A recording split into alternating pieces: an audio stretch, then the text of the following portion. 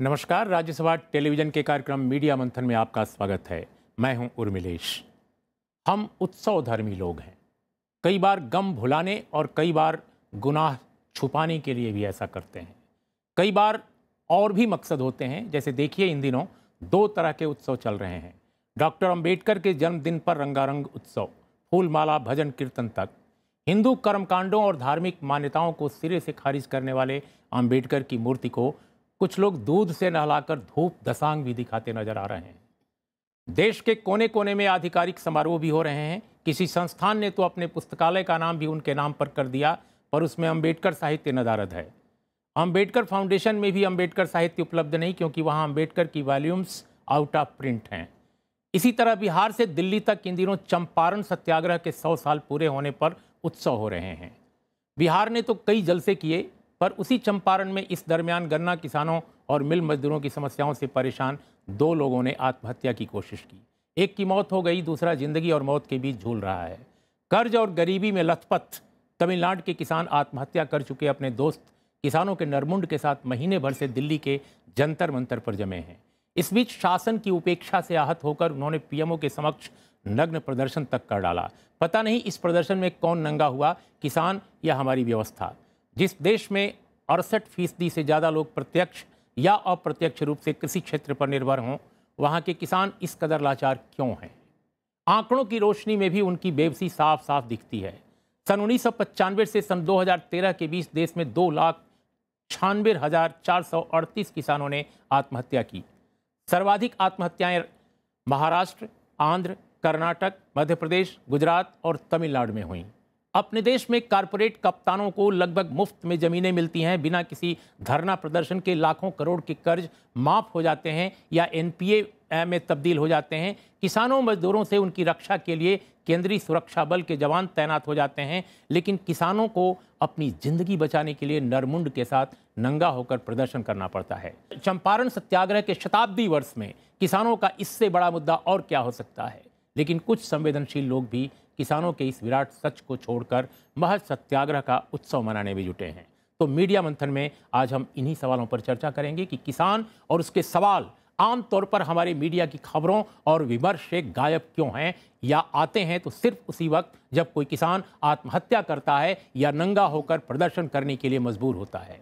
हमारे साथ स्टूडियो में 4 खास मेहमान मौजूद हैं। हमारे साथ हैं आउटलुक हिंदी के संपादक हरवीर सिंह, हमारे साथ हैं अनिल सिन्हा, वरिष्ठ पत्रकार, हमारे साथ हैं देश के जाने माने इतिहासकार प्रोफेसर सलील मिश्रा, हमारे साथ हैं एनके शुक्ला साहब, अखिल भारतीय किसान सभा के संयुक्त सचिव हैं। और हम कोशिश करेंगे कि चंपारण सत्याग्रह की जमीन से मोतिहारी के मशहूर मुंशी सिंह कॉलेज के प्राचार्य प्रोफेसर हरि नारायण ठाकुर और पटना से जगजीवन राम संसदीय अध्ययन संस्थान के निदेशक श्रीकांत को भी अपनी चर्चा में जोड़ें। शुरुआत हम हरवीर आपसे करते हैं। हमारा ये कहना है कि जो भी हो रहा है इस वक्त किसानों के नाम पर या और दूसरे मसलों को लेकर, लेकिन हमारे मीडिया में अगर किसान का मसला आता है तो सिर्फ तभी आता है जब कोई आत्महत्या हो जाए या कोई बिल्कुल अनोखे ढंग से कोई प्रदर्शन कर ले। जंतर मंतर पर इतने दिनों से किसान थे, लेकिन अखबारों में, टेलीविज़न चैनलों में विमर्श और खबर दोनों स्तरों पर गायब था। आखिर ये सिलसिला भारतीय मीडिया में क्यों है? अब तो किसान आत्महत्या करता है, वो भी पहले पेज की खबर नहीं होती। और सबसे सोचने की बात यह है कि जो इलेक्ट्रॉनिक मीडिया है वो उसको पूरी तरीके से दरकिनार करता है। जो आपने कही कि अलग तरीके से किसान प्रदर्शन करें, वो शायद कुछ देर के लिए, सुर्खियों के लिए, कि कुछ उसमें ऐसा एलिमेंट है जो लीक से हट करके है, उसमें किसान का दर्द या उसकी तकलीफ़ दिखाने का मकसद नहीं है। जिस तरीके से पीएमओ के सामने उस दिन प्रदर्शन हुआ, वो थोड़ी देर के लिए सुर्खियों में रहा। नहीं तो आप ये देखिए कि जो किसान के मुद्दे हैं, जो किसान का मसला है, आपने बिल्कुल ठीक कहा। जब चंपारण में जब गांधी जी ने जब किसानों के लिए आंदोलन किया, उनकी आवाज़ को उठाने की कोशिश के ऊपर लेकर के आए और ब्रिटिश हुकूमत के खिलाफ। लेकिन आज आप ये बताइए कि कौन सा किसान संगठन देश में ऐसा है या कौन सा राजनीतिक दल ऐसा है जो किसानों की मौजूदा जो इतनी दयनीय स्थिति है उसको सही तरीके से लोगों के सामने या जो व्यवस्था है उसके सामने उठा सके। और दूसरी सोचने की बात यह है कि संसद का सत्र चल रहा है और यहाँ पर नरमुंड लेकर के किसान बैठे तमिलनाडु से, आप तमिलनाडु का जो वो हिस्सा है या कर्नाटक का हिस्सा है, वो इतने बुरे सूखे की मार झेल रहे हैं वो लोग कि उनके पास कोई संसाधन ऐसा नहीं है लेकिन कि जीवन को बेहतर लेकिन कर हरवीर मैं एक जरूर समझना चाहता हूँ ये मसला, क्योंकि हमारे पास अनिल भी हैं। अनिल, जो सवाल हरवीर उठा रहे हैं कि उठाने वाले लोग कहाँ हैं, लेकिन तमिलनाडु में डेल्टा क्षेत्र के किसानों की समस्याओं को उठाने वाले लोग तो रहे हैं, किसान संगठन रहा है। लेकिन जिन दिनों भारतीय मीडिया और क्षेत्रीय मीडिया भी जल्लीकट्टू को लेकर के पूरे लगभग 7 दिनों तक पूरा स्क्रीन भरे पड़े रहते थे जल्लीकट्टू से, उस वक्त भी डेल्टा क्षेत्र में किसान आत्महत्या कर रहे थे और उसको उठाने वाले किसान मौजूद थे, किसान संगठन मौजूद थे, फिर भी भारतीय मीडिया के लिए खबर नहीं थी। क्यों? ये मुझको लग रहा है क्या कि असल में है क्या कि जो समाधान आप देख किसानों का है वो इस आर्थिक व्यवस्था में है नहीं।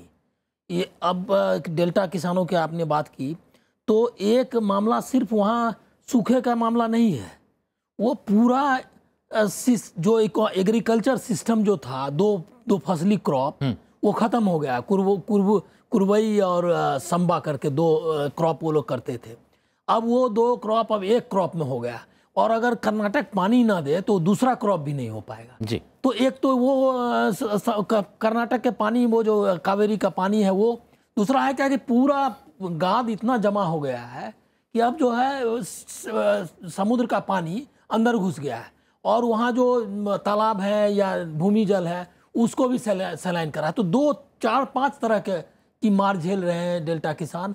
एक तरफ सैलिनिटी, जिसको आप खारा जल ये है, बंजर हो रही है ज़मीन। दूसरा है क्या कि लैंड, जो आपने अभी कहा कि बहुत सस्ते में, वो उसके बारे में हमने चर्चा नहीं की अभी। कम से कम जैसे कि एक आंकड़ा देख रहा था कि तमिलनाडु, वो जो इलाका है कावेरी जो डेल्टा वाला क्षेत्र है, उसमें से 5% ऐसा 5 गुना जमीन खेती से चली गई। मतलब जो 71 का से लेकर अभी तक 54 किलोमीटर, 5 किलोमीटर जो था वो 52 किलोमीटर तक चला गया। 10-10 गुना जमीन निकल गई। शुक्ला साहब, हम चूंकि आप इन पत्रकारों के बीच में और एकेडमिशियंस के बीच में आप अकेले किसान कार्यकर्ता या किसान सभा के नेता हैं, हम ये आपसे समझना चाहते हैं कि भारत के समाज में अलग अलग जो समूह हैं, सबकी अपनी अपनी लॉबियां हैं। क्या आपको लगता है किसानों की लॉबी इतनी कमजोर है कि मीडिया में भी उनकी बात नहीं जा पाती ठीक से, और मीडिया में न जाने के कारण शायद वो जो रूलिंग एलिट हमारे देश का है उस पर भी कोई प्रेशर नहीं बन पाता? क्या ये वजह है, या जो हरवीर कह रहे हैं कि आप लोगों की भी कमी है? इन दोनों के बीच में आपको क्या लगता है? हम लोग ये समझते हैं कि आज जो किसानों की समस्या है, मुख्य तौर से ये सिर्फ किसानों की समस्या नहीं है, देश की समस्या है और पूरे देश के भविष्य, इसके खाद्य सुरक्षा की समस्या से जुड़ा हुआ है। ठीक है, आपने पहले चर्चा की कि ये गांधी जी के चंपारण सत्याग्रह का शताब्दी वर्ष है और गांधी जी चंपारण जो गए थे किसानों की समस्या पर ही गए थे, कि जबकि अंग्रेज़ वहाँ के किसानों की, मैं तो उस इलाके से आता हूँ, मुजफ्फरपुर शहर, जहाँ पहला उनका कदम पड़ा था 10 अप्रैल को, और वहाँ से वो गए थे चंपारण, तो मजबूर कर रहे थे किसानों को कि आप नील की खेती करो। उस समय कपड़ों को सफ़ेद करने के लिए नील बाज़ार में आया था और उसकी मांग बहुत ज़्यादा बढ़ी हुई थी, और उस ज़बरदस्ती के ख़िलाफ़ ही किसानों ने गांधी जी को अप्रोच किया था और गांधी जी गए थे और गांधी जी उसमें भाग लिए।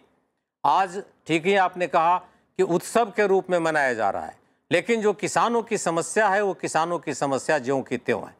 नहीं तो क्या आपको ये लगता है कि मीडिया में किसानों के जो इश्यूज हैं वो वाकई उस पर्सपेक्टिव से या उस शिद्दत से नहीं उठ रहे हैं? ये वजह है? वो बिल्कुल सही है कि मीडिया का ध्यान इन चीज़ों पर नहीं है, लेकिन इसका ये मतलब नहीं है कि किसान लड़ नहीं रहे। अभी आपने जैसा कहा कि अभी जंतर मंतर पर नरमुंड लेकर के तमिलनाडु के किसान बैठे हुए हैं, हम लोग भी कई रोज़ गए हैं, लेकिन सरकार उनके बारे में सुन नहीं रही है। सुप्रीम कोर्ट को आदेश देना पड़ा है कि इसके बारे में जांच करके बताया जाए।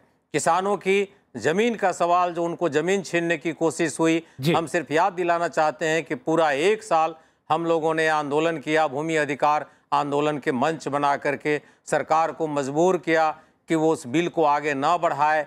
अब वो सरकार जो है राज्यों के द्वारा उस बिल को ला रही है, कानून को ला रही है, जमीन छीनने का, कर्जे का सवाल, फिर आपके पास आएंगे। हमारे साथ अभी इस वक्त पटना से मीडिया इस पर ध्यान नहीं दे रही। जगजीवन राम संसदीय अध्ययन संस्थान के निदेशक, जो स्वयं जिन्होंने चंपारण पर काफी काम किया है, श्रीकांत भी जुड़े हैं। श्रीकांत, हम आपसे समझना चाहते हैं कि एक जमाने में जब महात्मा गांधी अफ्रीका से लौट कर आए थे, चंपारण अभी नहीं गए थे, उस वक्त भी गणेश शंकर विद्यार्थी के अखबार प्रताप में पीर मोहम्मद मुनीस, जो स्वयं एक कार्यकर्ता थे और चंपारण और तिरहुत प्रमंडल से रिपोर्टिंग करते थे, वो उन दिनों प्रताप के लिए, प्रताप में उस इलाके के बारे में, खासकर नीलहों के आतंक अत्याचार को लेकर, किसानों की पीड़ा को लेकर बहुत सारी कथाएं लिखते रहते थे।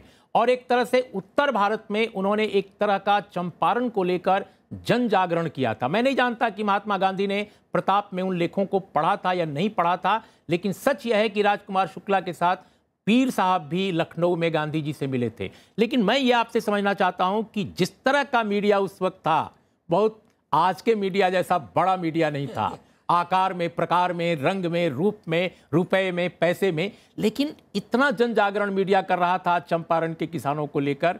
आज के मीडिया के कॉन्टेक्स्ट को अगर आप देखें, संदर्भ को आप देखें, तो as a former journalist, as a historian, आप कैसे इसको समेटते हैं?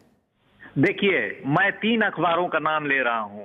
पहला जिसमें पीर मोहम्मद मुनीस लिखते थे, दूसरा कलकत्ता से निकलने वाले पायनियर, और तीसरा बिहारी।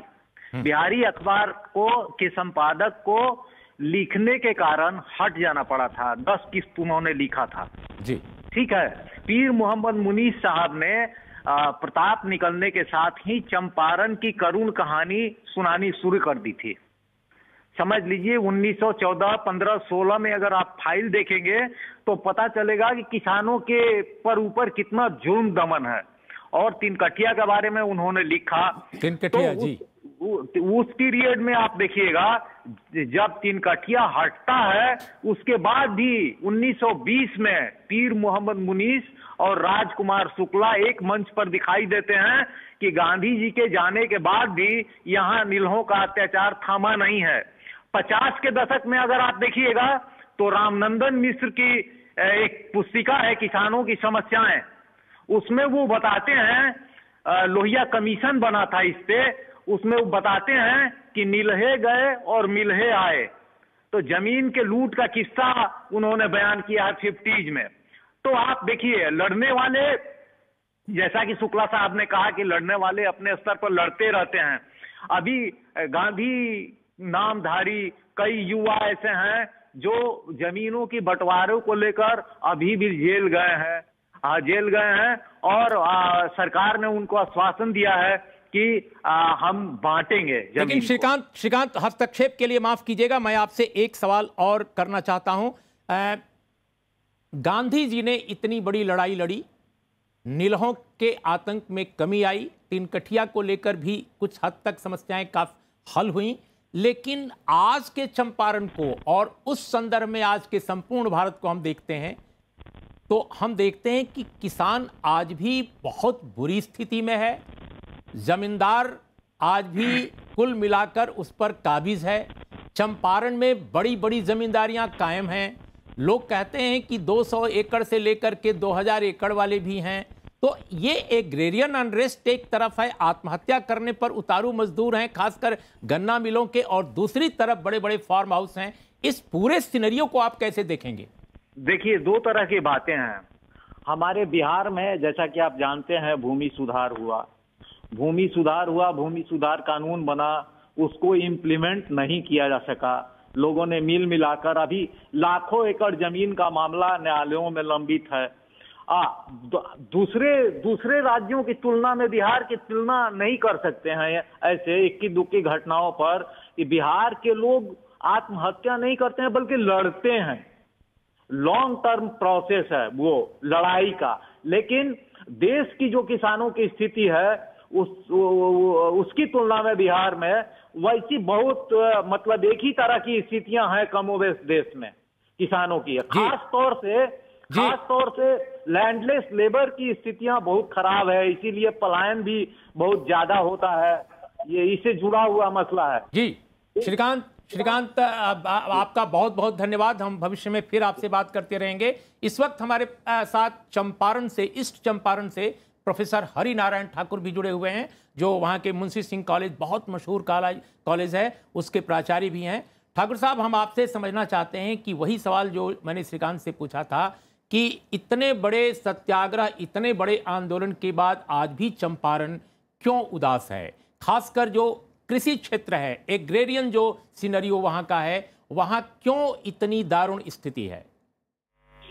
जी, मैं इस सवाल का जवाब दूं इसके पहले थोड़ी पृष्ठभूमि में जाना चाहता हूं। 15 में अफ्रीका में जब आए, अफ्रीका से गांधी जी लौटे तो गरम दल का कांग्रेस का बोलबाला यहाँ था। इसलिए एंड्रयूज के गोखले साहब ने इन्हें 1 साल तक पूरे देश के भ्रमण का सुझाव दिया था। गांधी जी ने वचन भी दिया था कि मैं ऐसा कुछ भी नहीं करूंगा, कभी भी सार्वजनिक प्रश्न पर विचार प्रकट नहीं करूंगा, और मैं अक्षरशः इस वचन का पालन करना चाहता हूं। मैं नहीं समझता कि अगले 5 वर्षों तक सत्याग्रह करने का कोई अवसर आएगा। ये गांधी के शब्द हैं। लेकिन 5 वर्ष क्या, 15 में कहा गया, यह वाकई 2 साल के अंदर ही ये इसका पालन नहीं हो सका और चंपारण में आकर उनको सत्याग्रह करना पड़ा। इतनी बड़ी त्रासदी थी चंपारण की, नीलों के आतंक की। बार बार गांधी जी कोलकाता जाते रहे, नील विद्रोह वहां हो चुका था 5 से 8 के बीच। लेकिन ठाकुर साहब, मैं इतिहास में जाऊंगा तो बहुत वक्त लग जाएगा, और आज का जो कॉन्टेक्स्ट है उस पर हम डिस्कस नहीं कर पाएंगे। हमारा ये कहना है कि आज का परिदृश्य क्यों नहीं बदलता नजर आ रहा है? कारण ये है कि जमीन भी है, काफी उपजाऊ भूमि है यहाँ की चंपारण की, किसान भी हैं, मजदूर नहीं है, उतने मजदूर नहीं है। खेती, आप ही ने कहा कि इतने सारे एकड़ जमीन एक एक जमींदारों के पास है, लेकिन उनके पास आधुनिक न औजार है, न पानी की वैसी सुविधा है, न मजदूर है। दूसरा कि भूमि सुधार एक्ट लागू नहीं हो सका है, जिसके कारण किसानों की स्थिति अपने जमींदार होने के बावजूद भी अच्छी नहीं है। पैदावार हो रही है, लेकिन उस ढंग से नहीं जिस तरह पंजाब हरियाणा में लोग उत्पादन को एक्सपोर्ट कर रहे हैं, बाहर भेज रहे हैं। यहाँ बिहार में ऐसी स्थिति नहीं बन पा रही है। उपजाऊ जमीन होने के बावजूद किसानों के पास कोई नकदी उस तरह के स्रोत नहीं है। कर्ज मैंने तमाम तरह की सुविधाएं। जी ठाकुर साहब, आप हमारे साथ, आप हम लोगों के साथ बने रहेंगे, हम फिर आपके पास आते हैं। लेकिन प्रोफेसर मिश्रा, जो बात डॉक्टर हरिनारायण ठाकुर कह रहे हैं कि भूमि सुधार नहीं हुआ, उत्पादकता नहीं बढ़ी है, ये है वो है, तमाम संकट गिना रहे हैं, और उसमें कोई भी ऐसा नहीं है जो गलत हो, बिल्कुल सही। लेकिन हमारा यही कहना है कि अगर भारत में हमने आर्थिक सुधार देख लिया, हमने प्रशासनिक सुधार भी देख लिया, बहुत सारा कानून के सुधार भी समय समय पर होते रहे हैं, टैक्स का सुधार भी हो गया अभी अभी। अब सवाल यह है कि इस देश में भूमि सुधार जम्मू कश्मीर, केरल, बंगाल, कर्नाटक के बाद आगे बढ़ता क्यों नहीं है? आखिर ये भूमि सुधार क्या ऐसी चीज है कि कोई भी इसको नहीं छेड़ना चाहता? दूसरे सूबों में, खासकर 3-4 सूबों का के अलावा क्या वजह है? इतिहासकार के रूप में आपका क्या नजरिया है? देखिए उर्मिलेश जी, स्वतंत्र भारत में कृषि के क्षेत्र में 2 बहुत महत्वपूर्ण हस्तक्षेप हुए। पहला तो जमींदारी उन्मूलन, वो आधा अधूरा था, उसमें बहुत सारी समस्याएं थी, लेकिन एक वो बहुत बड़ा इंटरवेंशन था।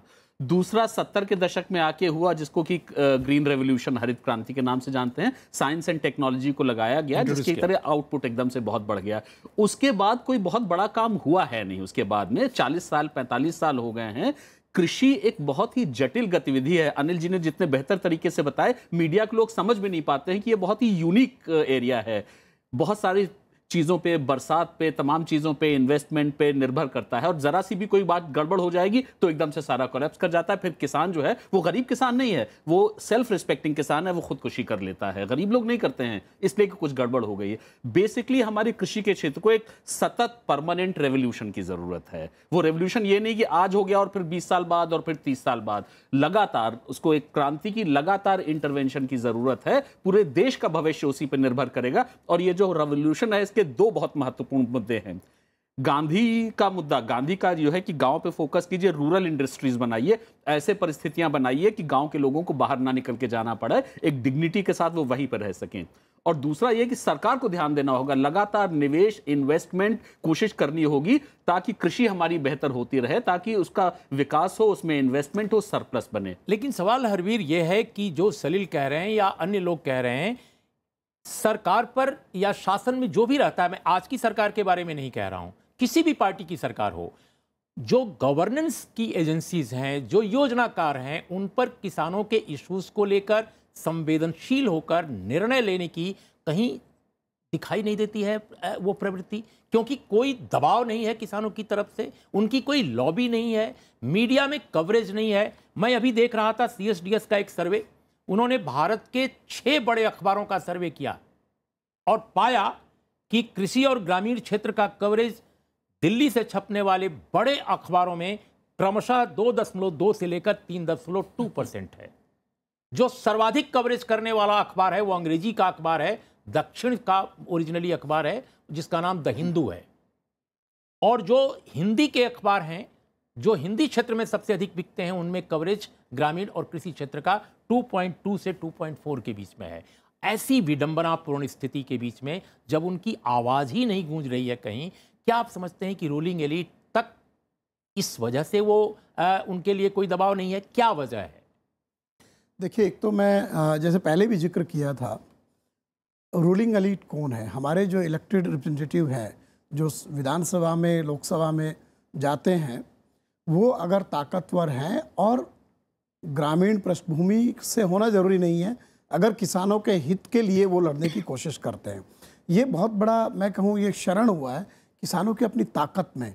भले ही किसान संगठन बहुत है, मैं उसको नकार नहीं रहा हूँ, लेकिन उन किसान संगठनों की ताकत जो 80 के दशक में जिस तरीके से थी, उसके मुकाबले मैं कहूँ आज 10% भी नहीं है। ज़्यादातर किसान संगठन एक मजबूत और दबाव वाले संगठन के बजाय NGO होकर के रह गए। ठीक है, वो कहीं आकर के प्रदर्शन कर लेते हैं, थोड़ा बहुत प्रेस रिलीज इशू कर देते हैं, एक पहलू ये। दूसरा बड़ा पहलू ये है कि इवन मीडिया में अगर हम 15 साल पीछे जाएं, हर बड़े अखबार में एक एग्रीकल्चर का एडिटर या एक करेस्पॉन्डेंट तो होता था, बहुत कम, एजेंसीज में भी होता था जी, नहीं कुछ जगह थे करेस्पॉन्डेंट होते थे, और ये आपका एजेंसीज में भी होता था। अभी तो एजेंसीज में भी उस तरीके के लोग नहीं है।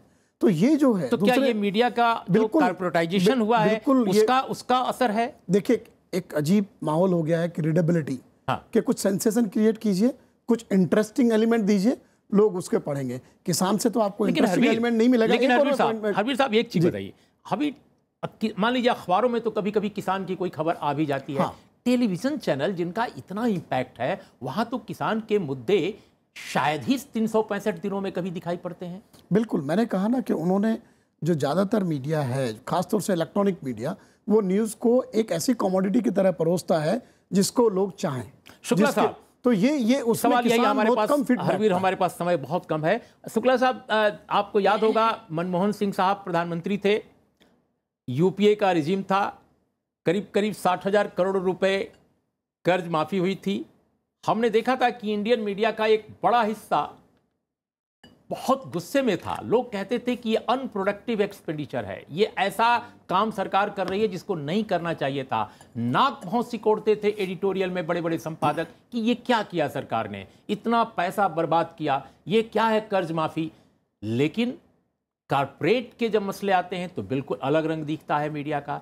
ये जो पहलू है, आप लोग क्या वाकई उजागर नहीं कर पाते हैं? इसको लेकर अवेयरनेस कैंपेन जिसकी तरफ आप इशारा कर रहे हैं हरवीर, उसमें कहीं आप लोगों की कमी है? नहीं, ये बात तो सही है कि जिस तरह से किसानों के सवालों को उपेक्षा की दृष्टि से देखा जाता है, और आज भी जब चर्चा कर्ज माफ़ी की चर्चा हो रही है तो आज भी मीडिया में बहुत से लोग, और यहाँ तक कि RBI के चीफ और स्टेट बैंक ऑफ इंडिया के चीफ और ऐसे कई लोग इस कर्ज माफ़ी के खिलाफ बोल रहे हैं। लेकिन वही लोग NPA के नाम पर जो 1,40,000 करोड़ कॉरपोरेट्स का माफ़ किया है और 6 से 8 लाख करोड़ हर बजट में जो उनको इंसेंटिव दी जाती है पूंजीपतियों को, उसके बारे में एक शब्द नहीं बोलते। ये जो मीडिया जो बायस्ड है किसानों के खिलाफ, गरीबों के खिलाफ, ये हमें समझ में नहीं आता है। अनिल, एक बात हम आपसे बिल्कुल अंत में समझना चाहते हैं, हमारा पास समय बिल्कुल खत्म हो चला है, कि विस्थापन एक बड़ी समस्या है कृषि क्षेत्र में। और लोग ये कहते हैं कि हमारे देश में पार्टीशन जब हुआ था बहुत बड़ी संख्या विस्थापित हुई थी, लेकिन विकास के नाम पर जो विस्थापन हुआ है आज़ादी के बाद, उसमें भी बहुत बड़ी आबादी विस्थापित हुई है। और ये जो विस्थापन है, इसके बारे में एक भ्रम है कि ये 5th शेड्यूल के एरियाज में ही ज़्यादा हुई है। मैं समझता हूँ कि जो आम क्षेत्र हैं, जहाँ खाते पीते किसान हैं, वहाँ भी विस्थापन भारी संख्या में हुआ है। और विस्थापन में के जो शिकार किसान हैं, चाहे वो धनी हों, वोट के आधार पर इलेक्शंस में उनका रोल चाहे जितना महत्वपूर्ण हो, उनकी जाति का, उनके समुदाय का कोई असर नहीं, तत्काल उनको विस्थापित कर दिया जाता है। लेकिन दूसरे तबके शायद उनको कोई टच नहीं करता। तो ये जो पहलू है भारतीय लोकतंत्र में कि किसान शक्तिहीन है, चाहे वो गरीब हो, आदिवासी हो, अमीर हो, रिच पीजेंट हो, मिडिल पीजेंट हो, विस्थापन का भूत सबको दबोचता है। आखिर वजह क्या है? लोकतंत्र के कॉन्टेक्स्ट में आप इसको कैसे देखते हैं? खाली एक लाइन उसके पहले मैं इस बारे में जरा मीडिया का जो कहा कि क्यों इतना विमुख है किसानों की समस्या से, मुझको लग रहा है कि जो पूरी जीवन शैली हमने बनाई है और वो संक्षेप में, वो उसका असर है कि आप एक कहानी बताएं, इतनी आत्महत्याओं का आपने लाख में संख्या बताई, लेकिन आप एक कहानी किसी भी भाषा में बताएं जो किसान की आत्महत्या के बारे में बताएं, जबकि आपको प्रेमचंद मिल जाएंगे उस समय। तो इसलिए है कि इसी सवाल को मैं एक लाइन में आपसे जवाब चाहता हूं, आखिर किसान इतना असहाय क्यों है विस्थापन के कॉन्टेक्स्ट में? देखिए, बिल्कुल एक कारखाना खोलने के लिए हजारों की आबादी बर्बाद कर दी जाती है। एक चीज आप देख लीजिए, हम लोग पुराने नए सिस्टम में चले गए, पुराना दौर छूट गया। जो आप कह रहे हैं कि भूमि सुधार हुए, जमीनें बटी, अब जमीन के कंसोलिडेशन का दौर शुरू हुआ है और कॉर्पोरेटाइजेशन। अब तो ये कहा जा रहा है कि छोटी जोत की जरूरत नहीं है, इस तरह के कानून बनाइए कि जमीन इकट्ठी हो और बड़े किसान हो, मैकेनाइज्ड एग्रीकल्चर हो, इन लोगों को यहाँ से निकाल करके कहीं और भेज दीजिए। इसलिए वो अंदर से, मन से कहीं उस चीज़ के लिए कोई डर नहीं है या उसके प्रति कोई इस तरह का चिंता नहीं है। मैं समझता हूं कि आप चारों लोग स्टूडियो में, और श्रीकांत जी पटना से और चंपारण से प्रोफेसर हरिनारायण ठाकुर, बहुत महत्वपूर्ण चर्चा की है। हमारे पास समय वाकई कम था, विषय बहुत जटिल था, विराट सत्य, विराट यथार्थ था, इसको डिपिक्ट करना, उस पर डिस्कस करना बहुत कठिन। लेकिन मैं समझता हूं कि इस चर्चा से नई नई चर्चाओं को ज़रूर आगे आना चाहिए। स्टूडियो से बाहर लोगों के बीच डिस्कस किया जाना चाहिए कि हमारे देश में किसान इतना निरीह क्यों बनाया गया है। एक छोटी सी फैक्ट्री के लिए, हम फैक्ट्री खोलने का, हम कारपोरेट्स को आगे ले जाने का, विकास की नई नई मंजिलों तक पहुंचाने का, कतई उससे हमारी असहमति नहीं है। लेकिन तय होना चाहिए कि विकास किसे कहते हैं। विकास के इस शब्द के पीछे बहुत सारे ऐसे यथार्थ हैं जो कहीं ना कहीं हमारी व्यवस्था, हमारी सभ्यता, हमारे मानवीय मूल्यों को रौंद रहे हैं। किसान उनमें से एक है। ये जो पहलू है, मैं समझता हूँ कि मीडिया में बिल्कुल छुआ नहीं जा रहा है, बिल्कुल टच नहीं किया जा रहा है। और यही कारण है कि कृषि संकट लगातार इस देश में बढ़ता जा रहा है। आत्महत्याओं का दौर थम नहीं रहा है। कुल मिलाकर एक स्टूडियो की चर्चा से ये संभव नहीं है। समाज में इस पर गंभीर चर्चा होनी चाहिए। इन शब्दों के साथ आपका बहुत बहुत धन्यवाद। देखते रहिए राज्यसभा टेलीविज़न।